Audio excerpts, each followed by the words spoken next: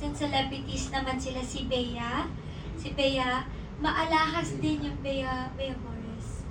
My best friend, Bea Forrest. Actually, bago ako, nung nalaman niya, nagsasabi na nga siya, baka naman bigyan mo ko discount sa lima, ganyan. So, bibigyan ko po yung best friends ko, si Danica Ontenco, si Bea Forrest, tsaka sino pa ba?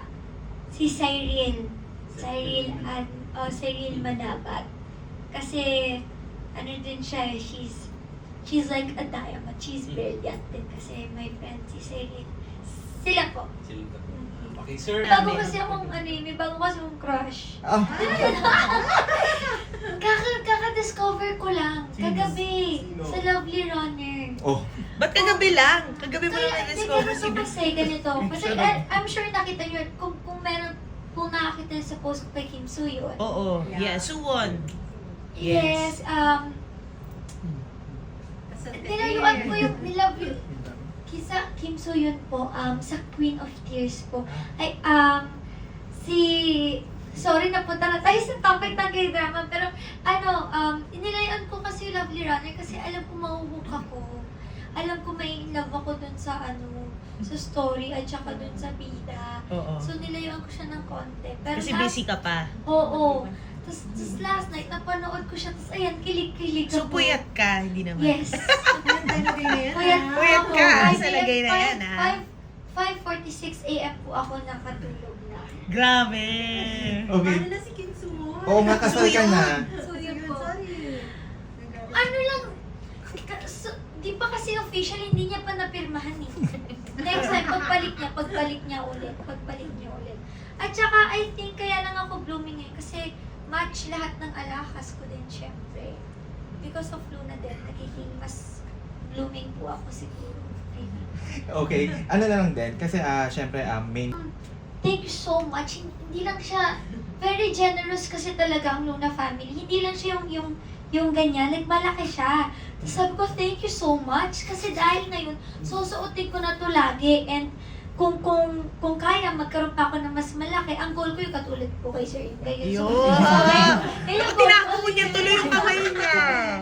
Pero hindi talaga super happy ko po nung niregaluhan ako ng Luna no. Kasi sabi ko, thank you so much, sir. Kasi tataas yung standards ko. At saka, ngayon, kapag if ever magkaroon ako ng future husband, di ba parang, suot niya yan lagi. Dapat, syempre, mas malaki yung ibibigay ko sa kanya, di ba?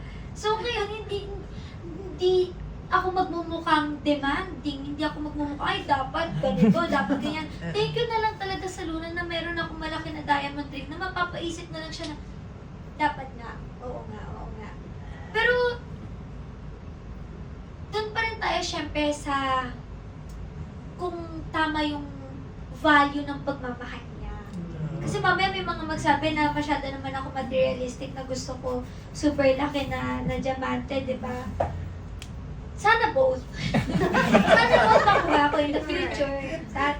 To be exact. Ano po kasi, ang plano naman po nun, simple lang na cardigan. At saka, Naging wedding look eh. ayun talaga, madami po akong options ng susuotin nun. Tapos ang naisip namin ng team ko, magsimple lang tayo. Yung parang, nag-ayos ka, pero hindi ka masyado nag-ayos for him. Alam mo yun, parang hindi naman. Pero nag-ayos ka din. Tapos that day po kasi nawala yung tickets ko. Like, nawala siya. Tapos super duper broken hearted po ako. Talagang, nandun din naman sa post ko, sa last slide ko, umiyak po talaga ako. Super sad ko. Tapos, pero nagpaayos pa rin ako kasi hoping pa rin ako na makuha yung ticket ko. Tapos, super thankful ako sa kuya ko, sa brother ko. Naghintay siya sa Araneta buong araw para ma-retrieve yung ticket ko. Tapos, yun nga, kakakwento pa lang dun sa isang fan meet na may isang fan na nag-dress up na naka-wedding gown. Tapos, sabi na lang nung stylist ko, yung stylist ko din kasi nun, gumagawa din sila ng mapang pinap. Tapos sabi niya, gusto mo ba mag-wedding gown? Talaga ba? Mag-wedding gown ba ako? Sige na nga. Alam mo yun, kapag malungkot ka, parang, sige na, gawin na natin. Hindi ko nga alam if makaka-attend pa ako, if maano po yung ticket ko eh. Tapos hanggang sa, bigla na lang ako mag-wedding. Nag-wedding na lang ako.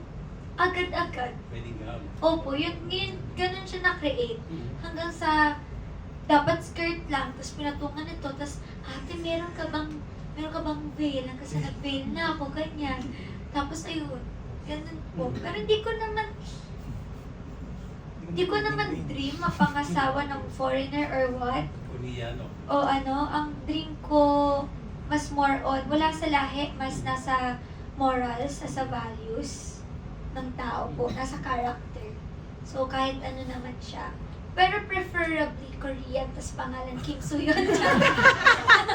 Specific pala eh. Actually, si Baekhyun-woo. Baekhyun-woo from Queen of Tears. Oo, yung character. Yung character, yun siya talaga. Oo. Bonus na yung itsura niya si Kim Soo-yeon. Oo. Pero sino nangingibawa sa dalawa? Si Lovely Runner o si Queen of Tears? Si Kim Soo-yeon or? Crush pa lang naman You were siya. to Crush choose pa lang po, Crush, crush pa lang po si Lovely Runner. Parang, crush pa lang po siya. So, same level lang sila?